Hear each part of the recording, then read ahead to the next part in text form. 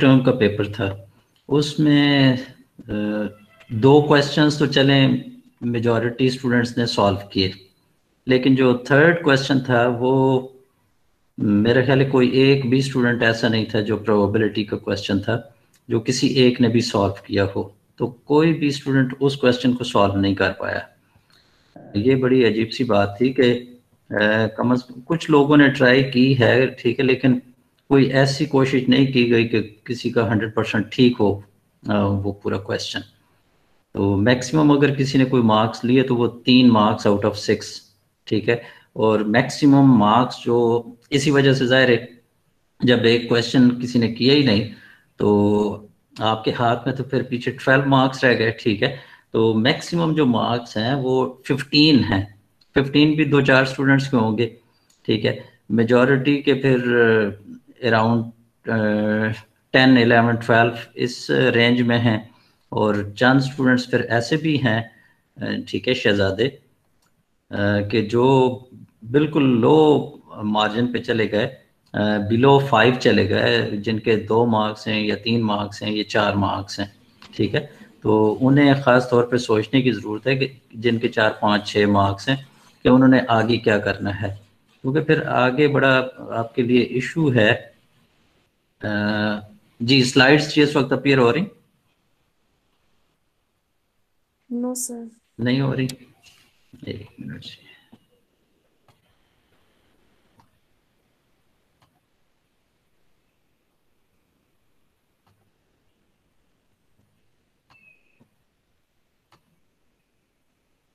जी इस वक्त तो अपीयर हो रही है? Yes sir.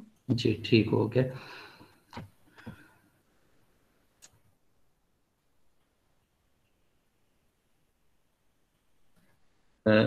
देखें, हमने लास्ट चैप्टर स्टैटिस्टिकल इन्फ्रेंस और उसकी जो फर्स्ट ब्रांच स्पेशली एस्टिमेशन और एस्टिमेशन ऑफ पैरामीटर्स, उसमें 2 डिस्ट्रीब्यूशंस का हमने जिक्र किया था। एक नॉर्मल डिस्ट्रीब्यूशन, और फिर उसी नॉर्मल डिस्ट्रीब्यूशन को जब हम ट्रांसफॉर्म कर देते हैं जी में, we call it standardised normal distribution, ठीक है।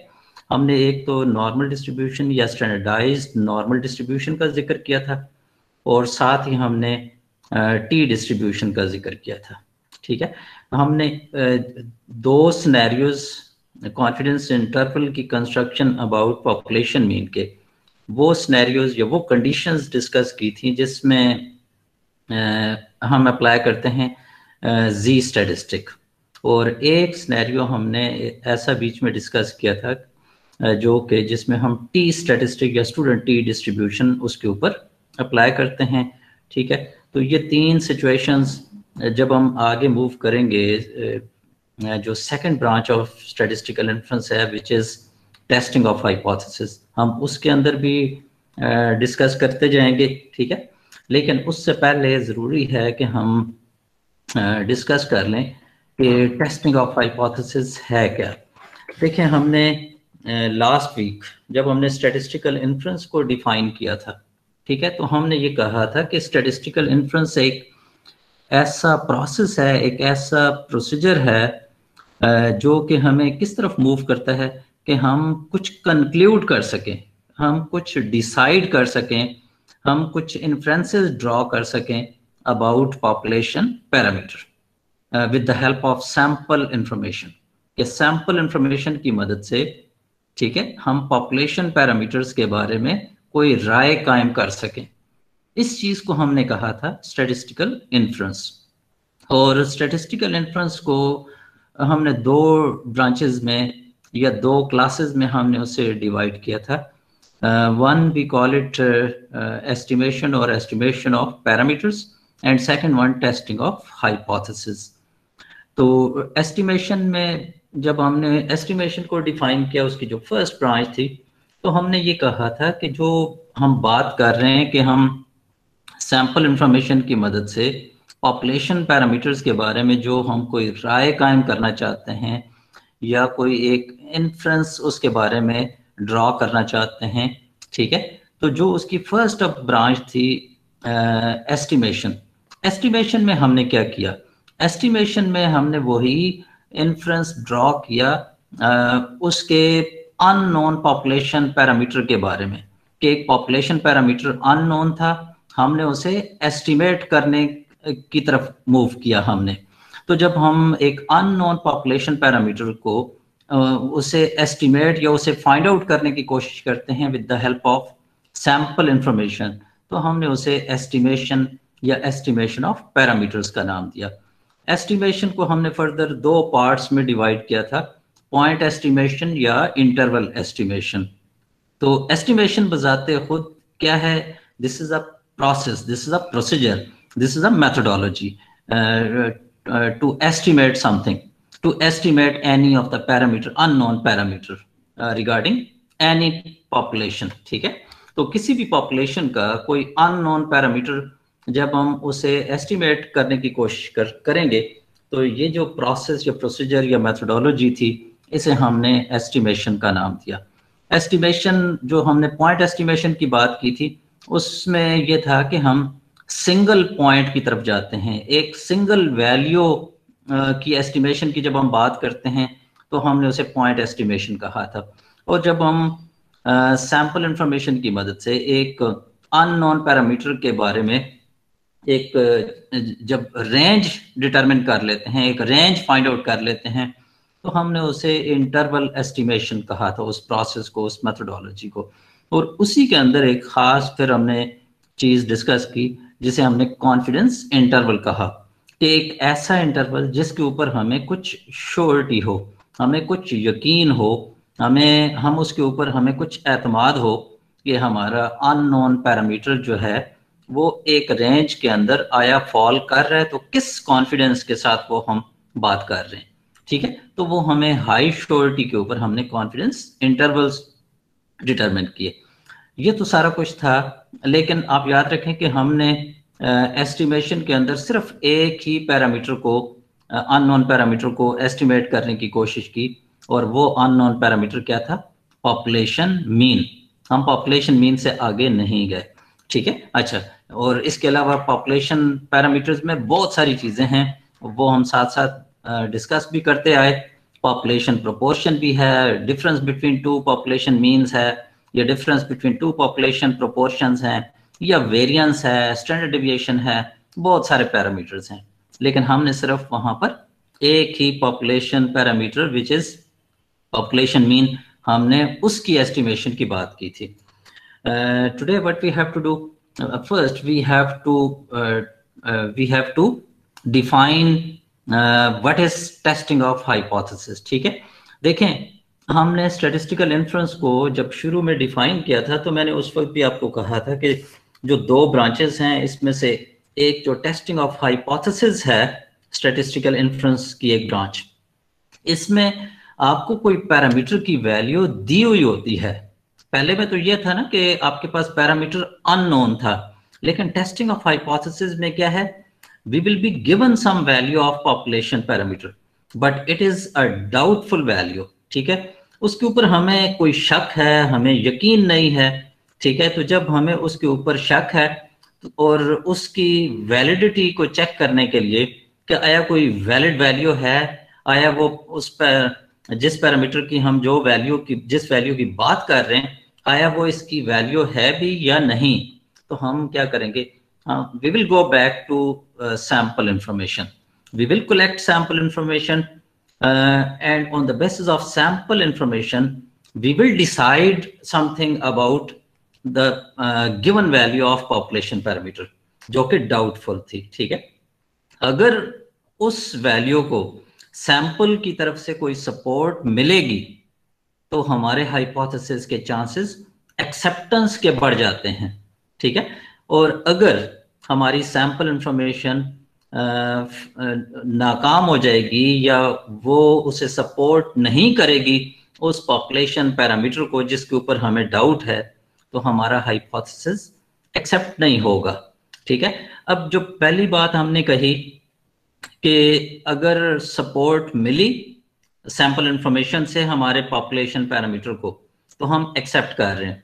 तो एक्सेप्टेंस का मतलब ये होता है कि हमारे पास we have insufficient information to reject that hypothesis, कि हमारे पास जो इंफॉर्मेशन सैंपल से आई वो नाकाफी इंफॉर्मेशन थी कि जिसके बायस हम अपने पैरामीटर को रिजेक्ट नहीं कर पाए, हमने उसे एक्सेप्ट किया। ठीक है। दूसरी तरफ अगर हम एक हाइपोथेसिस को रिजेक्ट कर देते हैं, ठीक है, रिजेक्ट किस वक्त करेंगे? रिजेक्ट उस वक्त करेंगे जब सैंपल इंफॉर्मेशन सपोर्ट नहीं करेगी हमारी hypothetical value of population parameter. तो जब पॉपुलेशन पैरामीटर को की हाइपोथेटिकल वैल्यू को सपोर्ट सैंपल इंफॉर्मेशन से नहीं मिल रही, then in that case there are more chances to reject that hypothetical value. तो जब हम उसे रिजेक्ट करेंगे इसका मतलब ये होगा हमारा हाइपोथेसिस गलत बना हुआ था, हमारा हाइपोथेसिस सही नहीं था। जी, इतनी बात ही समझ आई?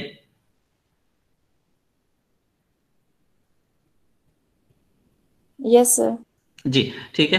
तो अब ये देख लें कि अगर आप इसकी डेफिनेशन के ऊपर जाते हैं, टेस्टिंग ऑफ हाइपोथेसिस क्या है? A process which enables us to decide on the basis of sample information whether to accept or reject a claim, statement, assumption or hypothetical value about population parameter is called testing of hypothesis।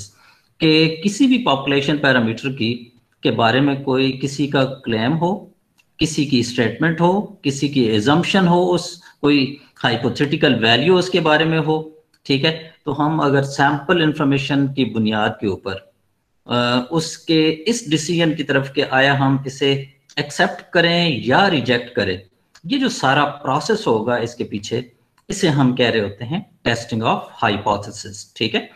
और आगे क्या है? A hypothesis is accepted. Accept किस वक्त होगा? If it is supported by sample information, ठीक है, and rejected otherwise.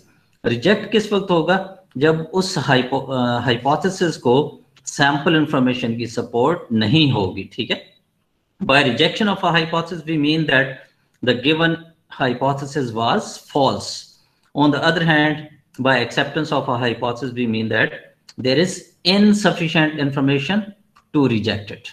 ठीक है। देखें, हमारा जो बुनियादी मकसद होता है टेस्टिंग ऑफ हाइपोथेसिस में, जरा मुझे बताएं कि क्या एक्सेप्टेंस हमारा बुनियादी मकसद होता है या रिजेक्शन?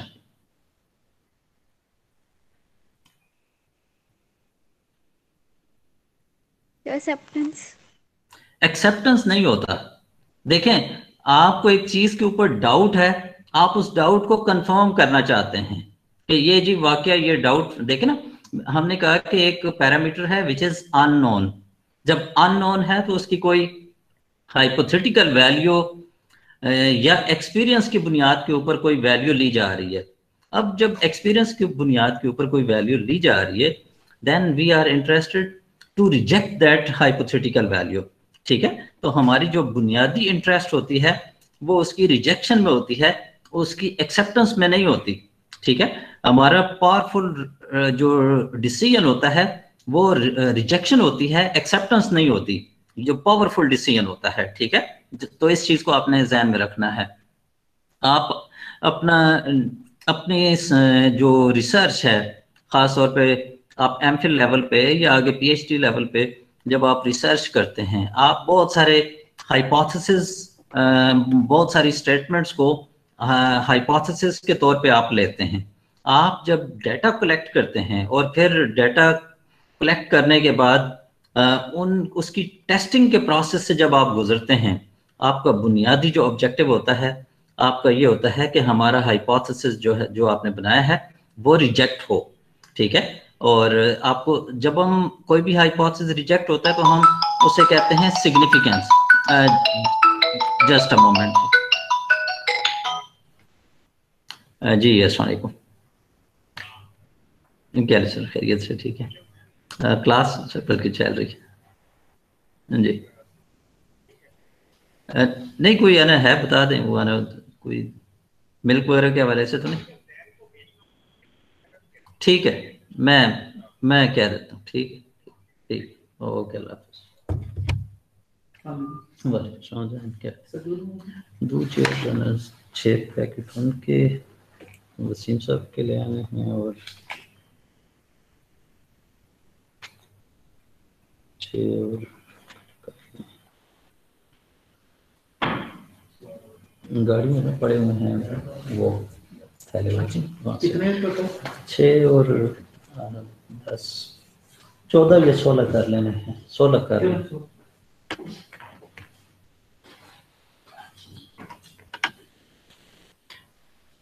जी तो जी कुछ बात समझ आई टेस्टिंग ऑफ हाइपोथेसिस की?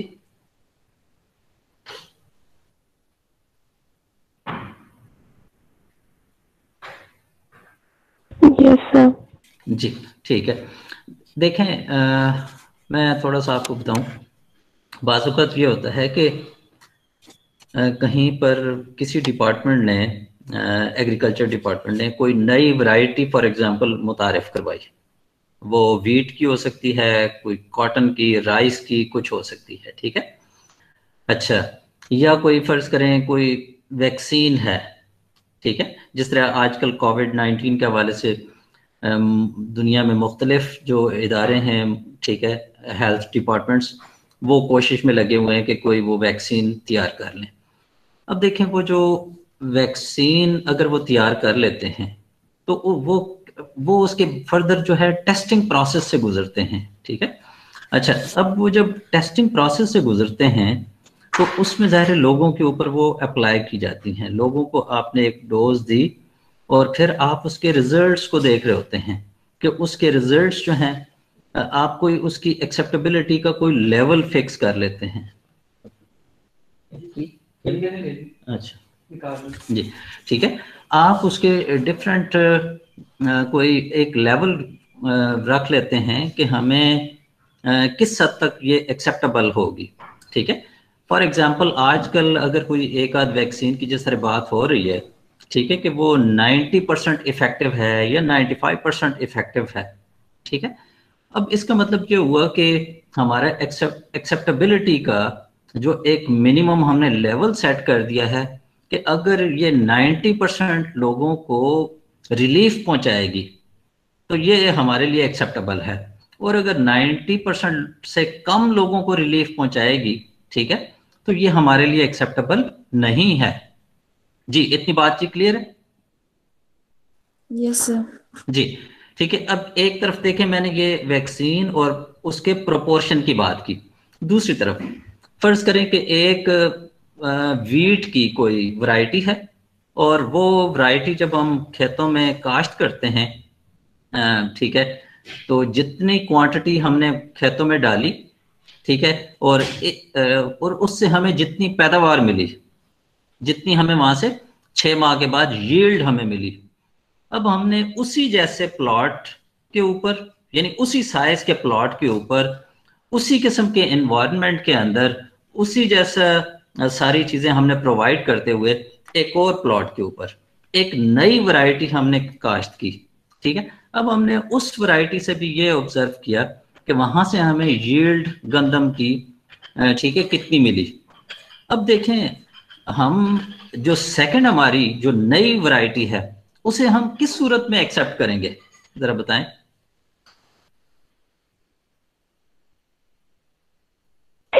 जब उसकी यील्ड पहली वाली से ज्यादा होगी। देखें जब सेकंड वन की जो यील्ड है वो पहले वाले से ज्यादा हो, ठीक है। अब ये जो टेस्टिंग का प्रोसेस है ये मैंने बिल्कुल आपको एक सिंपल से अंदाज में बताया। अच्छा, लेकिन ये भी नहीं है कि फर्ज करें कि एक जगह से अगर हमें कोई 20 पैदावार मिली है और नई से हमें 20.1 मिली है तो हम कहेंगे जी कि ये 20.1 चूंकि ज्यादा है तो ये उससे बेहतर है, ऐसा नहीं है। उसमें एक स्टैटिस्टिकल प्रोसेस है, उस स्टैटिस्टिकल प्रोसेस के अंदर हम उनकी एवरेजेस को, उनके वेरिएशन को ऑब्जर्व करते हुए हम एक स्टैटिस्टिक यूज करते हैं। उस स्टैटिस्टिक का एक अपनी मेथोडोलॉजी है एक्सेप्टेंस और रिजेक्शन की। अगर उस सारे प्रोसेस से गुजर के फाइनली हमें ये मिल जाए आंसर कि भाई जो नई वैरायटी है वो पहले वाली से बेहतर है, ठीक है, तो हम, इसका मतलब ये होगा कि हमारा हमारा जो ऑब्जेक्टिव था, ठीक है, ऑब्जेक्टिव देखें हम जब बना रहे होते हैं ना, उसमें ये जब आगे हम चल के करेंगे उसके प्रोसीजर में, तो मैं उस वक्त काफी सारी चीजें डिस्कस होने वाली हैं। ठीक है। तो हमारा ऑब्जेक्टिव ये था कि हमारा जो नई वैरायटी है, ठीक है, वो बेहतर परफॉर्म करे, वो सिग्निफिकेंट रिजल्ट हमें प्रोवाइड करे, ठीक है। तो वो उसकी जब सिग्निफिकेंस आएगी तो हमारा हाइपोथेसिस उस लेवल के ऊपर आप ये देखेंगे कि आया वो रिजेक्ट हो रहा होता है या एक्सेप्ट हो रहा होता है, ठीक है। अगर हमारी इंटरेस्ट ये थी कि भाई ये जो नई वैरायटी है ये एक्सेप्ट होनी चाहिए, एक्सेप्टेंस की सूरत में हम आगे फार्मर्स को सजेस्ट कर सकते हैं कि ये वो वैरायटी है, नई वैरायटी, जो खर्च में तो उतना ही हमें खर्च करना पड़ता है जितना हम पहले वाली पे खर्च कर रहे हैं, हमें पानी और फर्टिलाइजर्स का इस्तेमाल उतना ही करना पड़ेगा जितना हम पहले वाले के ऊपर कर रहे हैं, लेकिन हमें ये पैदावार ज्यादा दे रही है, ठीक है। तो वो सारा हम टेस्टिंग प्रोसेस से हम गुजारते हैं, और वो टेस्टिंग प्रोसेस ये नहीं होता कि हम एक खेत के अंदर एक लगा दी, दूसरे में दूसरी लगा दी तो हम उससे रिजल्ट ले लें। आपको मुख्तलिफ स्टेशंस के ऊपर मुख्तलिफ एरियाज के अंदर एक जैसा इन्वायरमेंट हर वैरायटी को प्रोवाइड करना होता है, और आप फाइनली हर जगह से उनकी जो यील्ड्स हैं वो नोट करते हैं, और फिर आप on the basis of average yield आपको पहले से कितनी मिल रही है, नई वाले से कितनी मिल रही है, आप उसकी बेसिस पे टेस्टिंग प्रोसेस से गुजार के फाइनली आप डिसाइड करते हैं कि हमारा जो नई वैरायटी है वो बेहतर परफॉर्म करेगी या नहीं करेगी, ठीक है। और यही चीज मैंने आपको वैक्सीन के हवाले से बताई कि वैक्सीन का अगर एक लेवल रख दिया गया है कि 90% लोगों के ऊपर अगर हम उसकी टेस्टिंग करें और मोर देन 90% लोगों को ये रिलीफ पहुंचाए, then it will be acceptable. और अगर ये 90% से ज्यादा लोगों को रिलीफ नहीं पहुंचाती तो ये एक्सेप्टेबल नहीं है, ठीक है। तो वो भी क्या है, वो भी एक टेस्टिंग प्रोसेस है, और उस टेस्टिंग प्रोसेस में ज़ाहिर काफ़ी सारे लोग इन्वॉल्व होंगे जिनसे आपने जिनकी टेस्टिंग की गई, ठीक है, उनके ऊपर कोई मेडिसिन उन्हें वो दी गई या वो वैक्सीन उन्हें लगाई गई, और फिर रिलीफ चेक किया गया, ठीक है। और फाइनली टेस्टिंग प्रोसेस से गुजरते हुए हम फाइनली कुछ डिसाइड कर पाते हैं कि आया नई जो जो वैक्सीन जिसकी बात की जा रही है वो एक्सेप्टेबल होगी या नहीं होगी, ठीक है जी। तो बात इस समहाउ समझ आ गई? Yes sir. जी। तो अब ये देखें, जब हम टेस्टिंग ऑफ हाइपोथेसिस की बात करेंगे तो आपके फौरन ज़हन में आना चाहिए कि हमारे पास जो हाइपोथेसिस हम बनाते हैं या जो हम बात करते हैं कि hypothetical value of population parameter, ठीक है, तो वो जो हम किसी भी पैरामीटर की हाइपोथेटिकल वैल्यू की बात कर रहे होते हैं वो एक्चुअली आपका हाइपोथेसिस होता है, ठीक है। और वो हाइपोथेसिस दो तरह का हो सकता है, एक नल हाइपोथेसिस एक को हम कहते हैं, और दूसरे को हम अल्टरनेटिव हाइपोथेसिस कहते हैं। जो नल हाइपोथेसिस है उसे हम H0 या H0 से रिप्रेजेंट करते हैं, और जो अल्टरनेटिव हाइपोथेसिस होता है उसे हम H1 या HA से हम रिप्रेजेंट उसे करते हैं, ठीक है। तो किसी भी पॉपुलेशन पैरामीटर की वो वैल्यू जिस पर हम उसकी पॉसिबल रिजेक्शन को टेस्ट कर रहे होते हैं, ठीक है, क्या है, किसी भी पैरामीटर की वो वैल्यू जिसकी हम पॉसिबल रिजेक्शन को टेस्ट कर रहे होते हैं उसे हम उस वैल्यू को हम कहते हैं नल हाइपोथेसिस, ठीक है। A hypothesis which is to be tested for possible rejection is said to be a null hypothesis, ठीक है।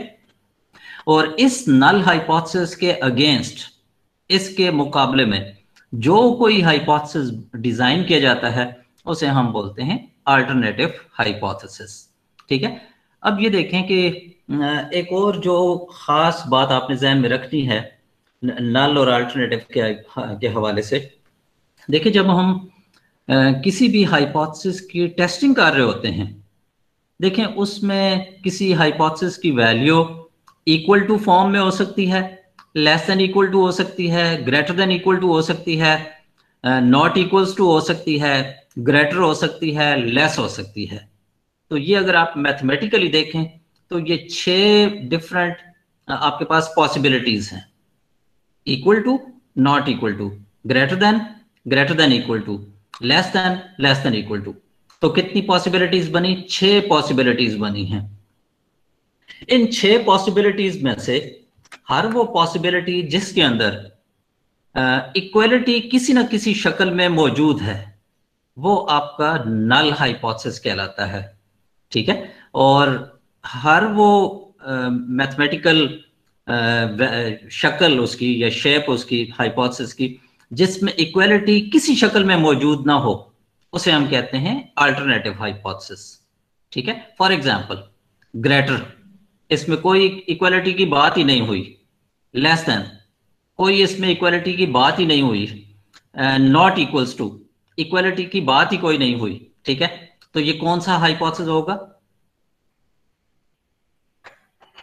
अल्टरनेटिव हाइपोथेसिस, ठीक है। अब देखें, equal to, greater than equal to, less than equal to, equality किसी ना किसी फॉर्म में मौजूद है, हम इसे क्या कहेंगे? नल हाइपोथेसिस के तौर पे हम लेंगे, ठीक है। तो हम किसी भी हाइपोथेसिस को categorise which one is null and which one is alternative hypothesis.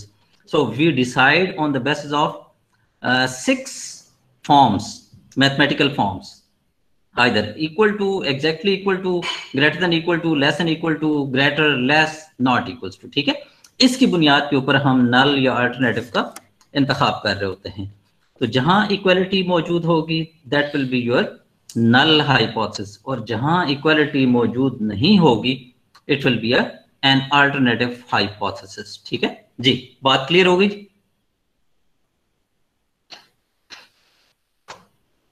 Yes sir. जरा जी इतने धीमी आवाज में नहीं, जरा खुल के। नहीं क्लियर हुई तो मुझे बताना है, मैं दोबारा मजीद इसे एक्सप्लेन कर लूंगा। क्लियर है सर? No sir, clear. चलें ठीक हो गया जी। आपको क्लियर बहुत जल्दी चीजें हो जाती हैं, लेकिन पेपर में परफॉर्मेंस आना सबकी पता नहीं।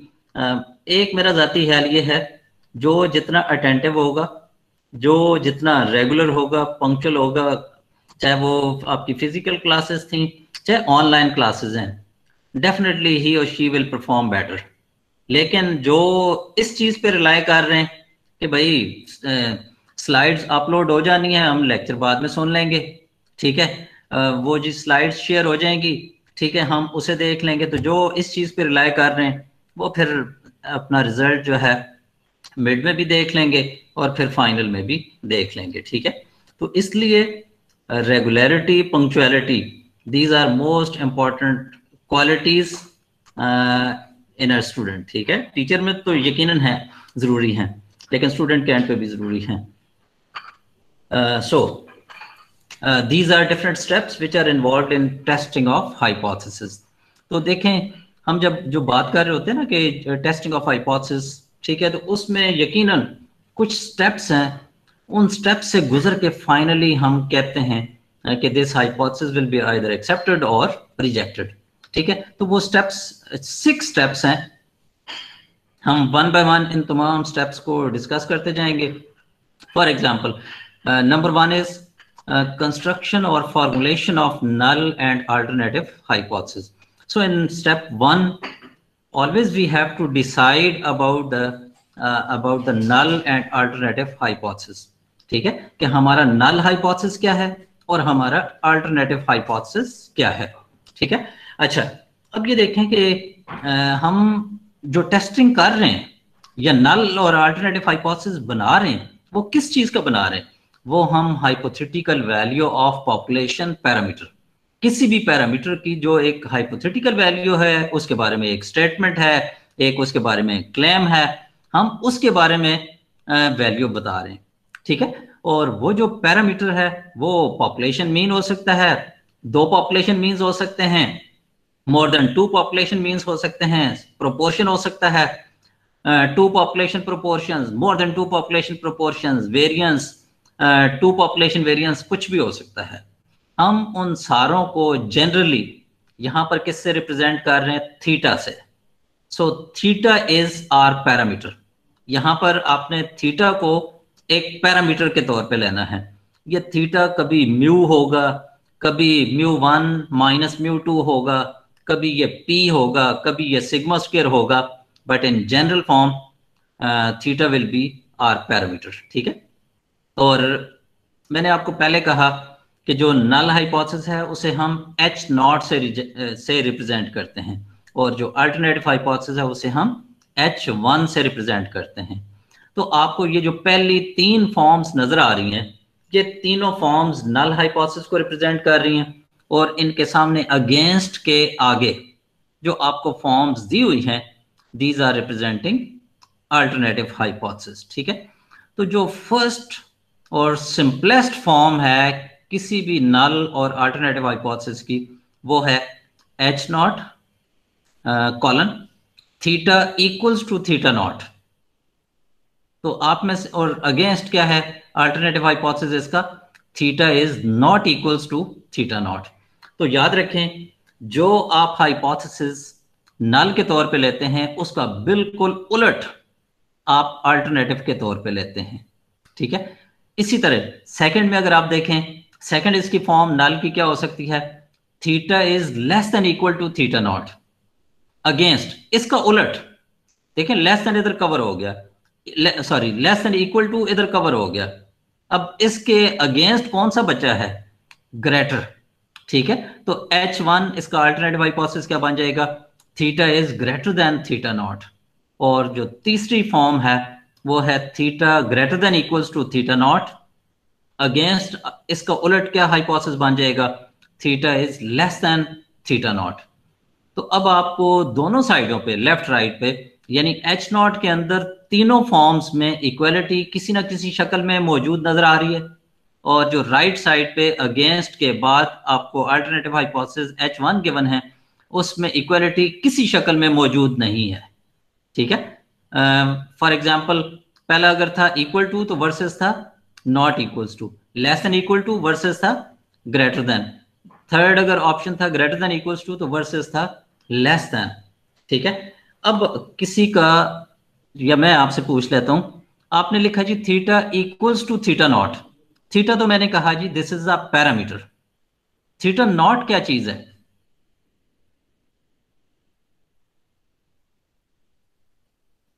ऑब्जर्वेशन, जो उसकी वैल्यू है या उसकी ऑब्जर्वेशन है। बिल्कुल ठीक सम हो आपने कहा, जो उस थीटा के, देखना हम जिस तरह कहते हैं म्यू इक्वल टू 100, तो वो 100 जो वैल्यू होगी वो हम उसे म्यू नॉट कह सकते हैं, ठीक है। तो अगर हम कहेंगे थीटा इक्वल्स टू 50, तो वो जो 50 है वो किस चीज से हमने रिप्रेजेंट किया हुआ है, थीटा नॉट से हमने रिप्रेजेंट किया हुआ है। So theta naught is actually the value of parameter, ठीक है जी। जी बाकी जी बात क्लियर हो गई कि null hypothesis versus alternative hypothesis, उसकी डिफरेंट फॉर्म्स क्या क्या हो सकती हैं। Yes sir. अच्छा, अब जी दूसरी चीज याद रखनी है, किसी भी जब आप टेस्टिंग प्रोसेस से गुजरेंगे तो नल हाइपोथेसिस ये तीनों नहीं होंगे या अल्टरनेटिव तीनों नहीं होंगे, आपको इन तीनों में से कोई एक आपका नल और उसका अल्टरनेटिव होगा। वो ये पहले वाला नंबर 1 हो सकता है, यानी theta equals to theta naught versus theta not equals to theta naught, ये पहली शक्ल हो सकती है। या आपके केस में ये हो सकता है theta less than equals to theta naught versus theta greater than theta naught, या तीसरी फॉर्म हो सकती है, ठीक है। तो किसी भी टेस्टिंग प्रोसेस के अंदर you will consider any one of these possibilities, ठीक है। तो इन तीन में से कोई एक पॉसिबिलिटी आपके केस में आएगी, ठीक है। नंबर 2 क्या था जी, लेवल ऑफ सिग्निफिकेंस। देखें, आप अल्फा से भी वाकिफ हैं और आप 1 माइनस अल्फा से भी वाकिफ हैं। 1 माइनस अल्फा के बारे में जरा बताएं कि क्या था 1 minus alpha. Confidence coefficient. Confidence coefficient था, ठीक है। वहां से जब हमने अल्फा की वैल्यू निकाली थी तो हमने जानबूझ के उस वक्त मैंने उसे कोई नाम नहीं दिया था, लेकिन याद रखें वो जो अल्फा है that is actually level of significance, उसे हम लेवल ऑफ सिग्निफिकेंस कहते हैं, ठीक है। और लेवल ऑफ सिग्निफिकेंस ये क्या है, this is probability of rejecting a, this is probability of rejecting a true hypothesis. एक हाइपोथेसिस अगर सही है, एक हाइपोथेसिस अगर ट्रू है, ठीक है, लेकिन आपके पास सैंपल इंफॉर्मेशन ऐसी आ गई कि आप मजबूर हो गए उसे रिजेक्ट करने के लिए, ठीक है, तो ये क्या है, this is probability of, this is level of significance, ठीक है, कि आपने, और ये लेवल ऑफ सिग्निफिकेंस इसे हम अल्फा से रिप्रेजेंट करते हैं, और लेवल ऑफ सिग्निफिकेंस की आम तौर पर जो कॉमनली यूज्ड वैल्यूज हैं वो या तो 1% है, 2% है, 3% है, 5% है, 10% है, इससे ज्यादा हम यूज नहीं करते, ठीक है। तो लेवल ऑफ सिग्निफिकेंस अगर आप बाय डेफिनेशन जाएंगे तो क्या है, this is the probability of rejecting a true hypothesis, कि एक हाइपोथेसिस ठीक है लेकिन इवन देन अगर वो रिजेक्ट हो जाता है, ठीक है, तो उसकी जो रिजेक्शन के चांसेस मौजूद हैं तो वो क्या है, that is level of significance. जी, बात क्लियर है जी। Yes sir. और सेकंड है, थर्ड वन, टेस्ट स्टैटिस्टिक। इससे आपके जहन में क्या आ रहा है जी, what does it mean by test statistic?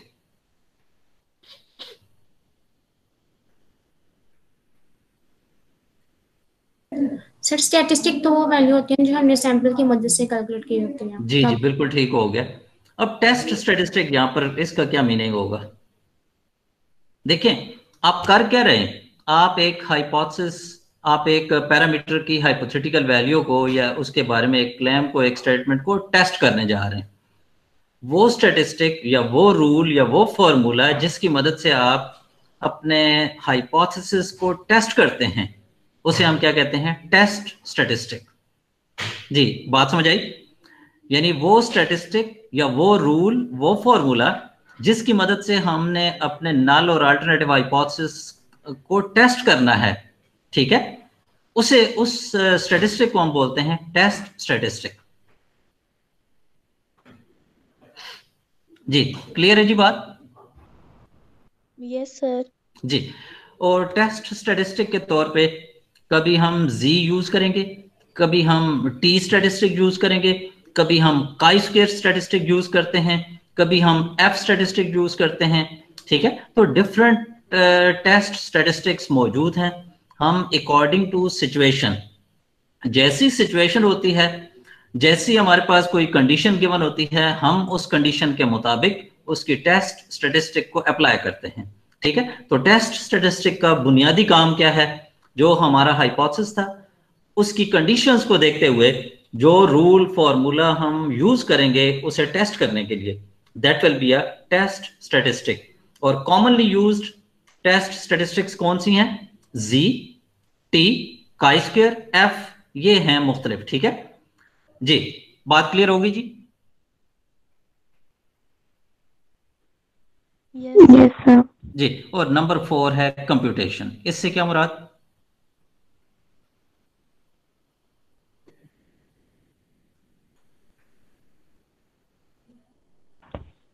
Sir जो रूल को देखते हुए रिजल्ट कंप्यूट करेंगे हम उससे। यानी जो हमने, जो टेस्ट स्टैटिस्टिक थर्ड स्टेप के अंदर यूज की, चाहे वो जी थी, टी थी, कोई और थी, ठीक है, उसकी वैल्यू को कंप्यूट करेंगे जब, तो ये कंप्यूटेशन का प्रोसेस है, ठीक है, बिल्कुल सही। और फिफ्थ स्टेप है क्रिटिकल रीजन। क्रिटिकल रीजन जी, देखें हमने बात की थी, मैं वापस इसकी तरफ आता हूं। ये देखें, ये जो कर्व आपको नजर आ रही है, इस कर्व को बुनियादी तौर पे हम दो पार्ट्स में डिवाइड करते हैं, ठीक है। एक वो पार्ट होता है जिसे हम 1 माइनस अल्फा बोलते हैं, 1 माइनस अल्फा। और वो क्या होता है, आपको ये देखें इस कर्व के अंदर राइट साइड पे भी, राइट टेल में भी एक रेड लाइन नजर आ रही और लेफ्ट साइड पे भी रेड लाइन नजर आ रही। इन दो रेड लाइंस के अंदर का जो एरिया है, दिस इज 1 माइनस अल्फा। और रेड लाइन से बाहर वाला जो एरिया है वो अल्फा बाय 2 राइट साइड पे है और अल्फा बाय 2 लेफ्ट साइड पे है। जी, इतनी बात जी क्लियर है?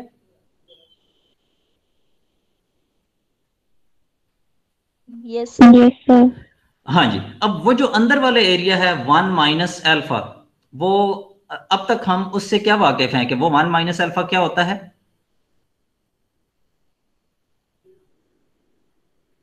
Confidence coefficient. कॉन्फिडेंस लेवल या कॉन्फिडेंस कोएफिशिएंट। आज से आप ये भी ध्यान में रख लें कि ये जो 1 माइनस अल्फा एरिया है, यानी ये दो रेड लाइंस के अंदर का जो एरिया है, इसे हम बोलते हैं एक्सेप्टेंस रीजन। क्या बोलते हैं जी? Acceptance region. और इन रेड लाइन से जो बाहर वाला एरिया है, ठीक है, अल्फा बाय 2 राइट पे, अल्फा बाय 2 लेफ्ट पे मिला के अगर इकट्ठा करें तो ये अल्फा के बराबर बनता है। ये कहलाता है रिजेक्शन रीजन। जी, बात समझ आ गई जी? दोनों रेड लाइंस के अंदर का एरिया एक्सेप्टेंस रीजन, दोनों रेड लाइंस के बाहर का जो एरिया है लेफ्ट और राइट पे, this is called rejection region. जी, क्लियर है जी? Yes sir. जी, अब ये देखें, आप जब टेस्ट स्टैटिस्टिक की हमने बात की स्टेप 3 में, चौथे स्टेप में हमने उसे कंप्यूट किया, हम उसकी वैल्यू को इस कर्व के ऊपर देखें ना, आपको सेंटर में नजर आ रहा है इस कर्व के 0।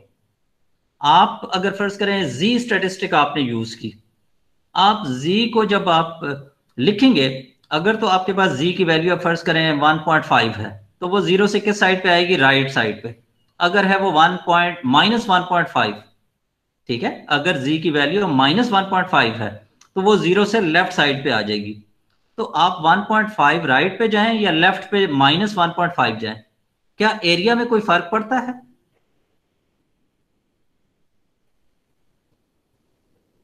No sir. एरिया में कोई फर्क नहीं पड़ेगा। एरिया जितना आप राइट पे गए उतना ही आप लेफ्ट पे गए, ठीक है, सिर्फ लेफ्ट राइट का फर्क है, ठीक है। तो हमने ये देखना होता है कि ये जो दो रेड लाइंस हैं, ये जो दो रेड लाइंस आपने लगाई हुई है ना, ये असल में हम टेबल वैल्यूज देखते हैं, ठीक है। वो टेबल वैल्यू देखें, आपने फॉर एग्जांपल निकाली थी 1.96। फर्ज करें अगर 1.96 होगा ना, तो 1.96 राइट साइड पे आप 1.96 लिखेंगे, लेफ्ट साइड पे यही जो रेड लाइन है इसके नीचे क्या लिखेंगे उसे?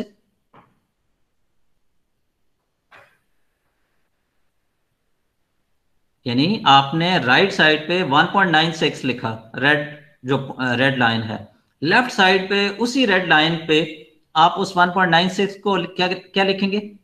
-1.96। माइनस, बिल्कुल -1.96। क्योंकि फर्क क्या है, जितना आप राइट पे जा रहे हैं उतना ही लेफ्ट पे जा रहे हैं, सिर्फ प्लस माइनस का फर्क है, ठीक है। अगर राइट पे वो 1.96 था, then on the left hand side it will be -1.96, ठीक है। तो इसका मतलब ये होगा कि अगर -1.96 और 1.96 के अंदर कोई z की वैल्यू फॉल करेगी, तो वो किस रीजन में फॉल करेगी? एक्सेप्टेंस रीजन में। एक्सेप्टेंस रीजन में फॉल करेगी, ठीक है। और अगर इससे बाहर फॉल करेगी, बाहर कब फॉल करेगी? फॉर एग्जांपल आपकी z की वैल्यू आ गई 2, तो 2 क्या है? 1.96 से पहले आएगा, आगे आएगा? आगे आएगा। आगे आएगा। या -2, वो जो लेफ्ट साइड पे लाइन है उससे किस तरफ आएगा? एक्सेप्टेंस वाली साइड पे या रिजेक्शन वाली साइड पे?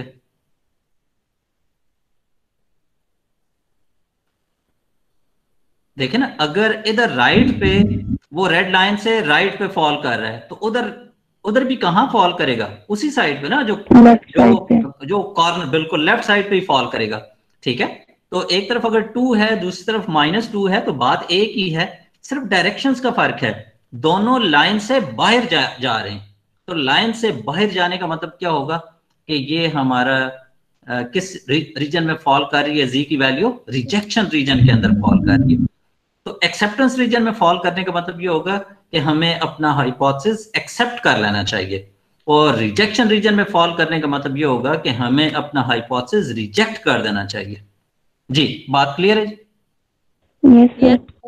कोई बात, कोई पॉइंट पूछने वाला?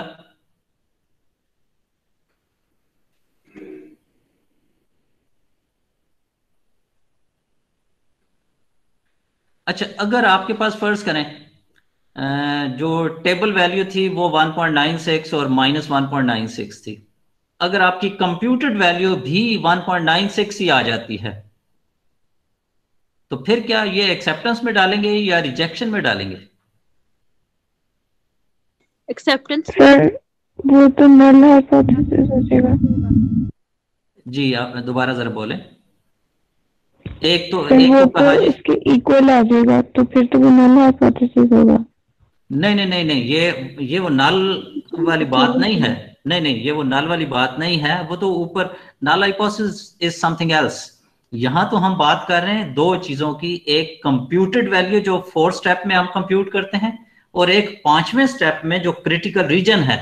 क्रिटिकल रीजन का मतलब क्या है कि we are dividing the total area which is 1। Total area इस कर्व का कितना है? 1। We are dividing this total area 1 into 2 parts.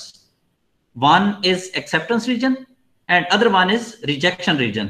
Acceptance region is equal to 1 minus alpha and rejection region is equal to alpha. ठीक है, ये है। अब मैं ये कह रहा हूं कि आपने जब इसे डिसाइड कर लिया कि ये एक्सेप्टेंस रीजन है, ये रिजेक्शन रीजन है, ठीक है, अगर आपका पॉइंट 1.96 देखे ना, जो आप रिजेक्शन का फैसला करेंगे ना, कंप्यूटेड वैल्यू और टेबुलेटेड वैल्यू, इन दोनों की बुनियाद के ऊपर हम फैसला कर रहे होते हैं ना, ठीक है। अब टेबुलेटेड वैल्यू थी 1.96, कंप्यूटेड वैल्यू भी 1.96 अगर आ गई, ठीक है, तो फिर क्या करेंगे? चलें इसे जी बाद में जब इस तरह की सिचुएशंस आएंगी ना, ये उस वक्त डिस्कस करेंगे कि आया हमने एक्सेप्ट करना है या रिजेक्ट करना है, ठीक है। तो इस वक्त तक आप सिर्फ ये याद रखें कि टोटल एरिया इस कर्व का 1 था। हमने इस 1 एरिया को 2 हिस्सों में सेपरेट कर लिया। 2 रेड लाइंस के अंदर का जो एरिया है, this is 1 minus alpha. Confidence level भी इसी को कहते हैं, कॉन्फिडेंस कोएफिशिएंट भी हम इसी को कहते हैं। लेकिन जब हम इसे रीजन वाइज बात करेंगे, एरिया की बात करेंगे, this is called acceptance region, ठीक है। और रेड लाइन से जो बाहर का एरिया होता है, ठीक है, वो राइट टेल पे राइट साइड पे, लेफ्ट टेल पे लेफ्ट साइड का जो एरिया है, जिसे हमने अल्फा बाय 2 से रिप्रेजेंट किया हुआ है, these are called rejection regions, ठीक है जी। तो और देखें क्रिटिकल रीजन में यानी हमने ये डिसाइड कर लेना है कि हमारी जो कंप्यूटेड वैल्यू है, whether it falls in acceptance region और रिजेक्शन रीजन, ठीक है। क्रिटिकल रीजन का जो दूसरा नाम है वो है रिजेक्शन रीजन, यानी क्रिटिकल रीजन हम लिखें या रिजेक्शन रीजन लिखें, एक ही बात है, ठीक है। तो बुनियादी तौर पर हमने यहाँ पर ये चेक करना है कि हमारी कंप्यूटेड वैल्यू कहाँ फॉल कर रही है, आया वो रिजेक्शन रीजन में फॉल कर रही है या एक्सेप्टेंस रीजन में फॉल कर रही है। अगर एक्सेप्टेंस में फॉल करेगी, we will accept our hypothesis. अगर रिजेक्शन रीजन में फॉल करेगी, हम रिजेक्ट कर देंगे अपने हाइपोथेसिस को। और ये फैसला कहाँ होगा? छठे स्टेप में, ठीक है, डिसीजन। डिसीजन में कि हम 5वें स्टेप को देखते हुए कि हमारा डिसीजन बन क्या रहा है, whether our hypothesis will be accepted और our hypothesis will be rejected, ठीक है। तो यहां तक जी चलें, जैसा तक आपको चीजें क्लियर हुई, हम अभी मजीद ये चीजें डिस्कस करते रहेंगे और मजीद क्लैरिटी होती रहेगी, ठीक है। तो आज का जी लेक्चर यहीं पे हम वाइंड अप करते हैं, और मैं लिस्ट जो है बना के वो ग्रुप के ऊपर शेयर कर लूंगा ताकि आप अपना अपना स्कोर जो है वो देख लें। और अगर किसी को कोई मार्क्स के हवाले से कोई डाउट हुआ तो वो यही है कि अगर आपका यूनिवर्सिटी में चक्कर लगे तो पहले आपने मुझसे पता कर लेना है कि मैं उस दिन यूनिवर्सिटी में होऊंगा, तो आप पेपर देख सकते हैं फिर, ठीक है जी। थैंक यू सो मच जी। ओके, अल्लाह हाफिज।